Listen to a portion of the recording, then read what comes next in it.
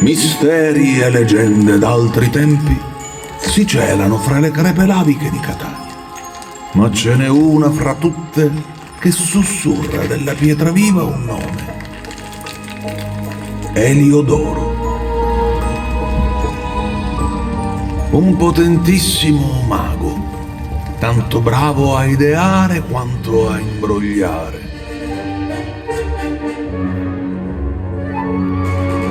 La pietra diventava oro.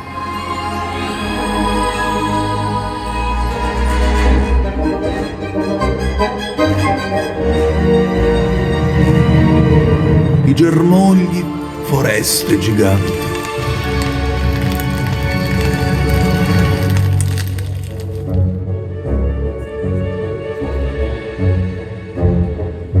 E i giorni, notti scintillanti. Ogni inganno però si sgretolava in un lampo.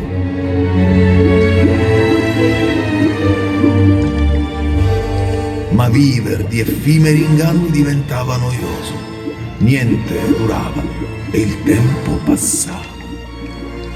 Pensa e ripensa, che cosa fare, che cosa inventare. Con la magia ancestrale, allora Eliodoro si inizia a ingegnare. E da un'antica pergamena un potente sortileggio a lui si rivela.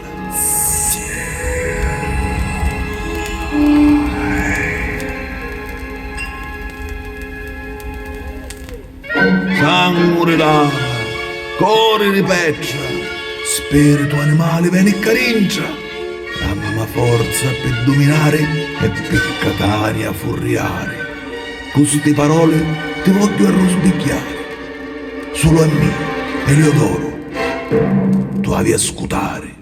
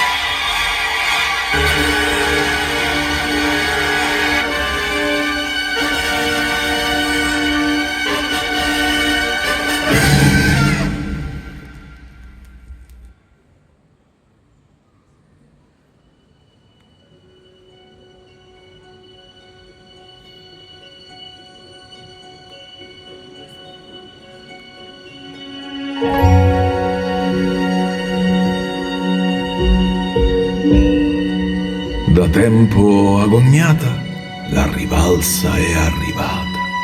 Finalmente Eliodoro uno scopo aveva trovato e per la città e tutta la piana comincia a vagare indisturbato.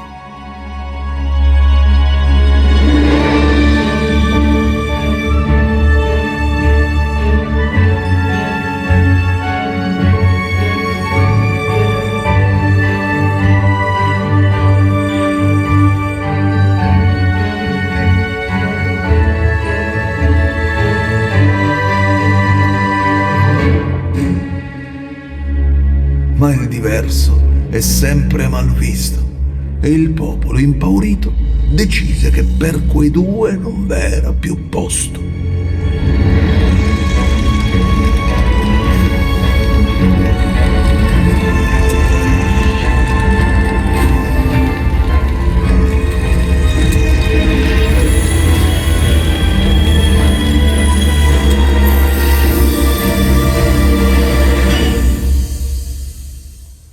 Un'ultima magia aveva lanciato e la sua creatura in pietra aveva trasformato.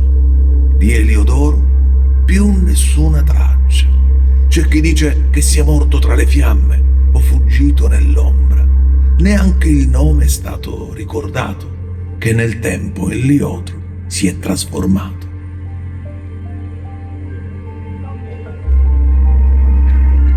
Si dice pure che lui sia rimasto dentro la sua creatura e che da lì scruti tutta la città in attesa di fare ritorno. Qualcuno può giurare che ogni notte di Natale dalla statua si possa udire il suo respiro arrivare.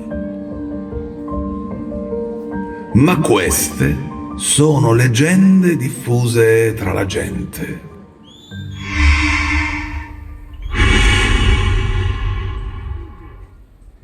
O forse no.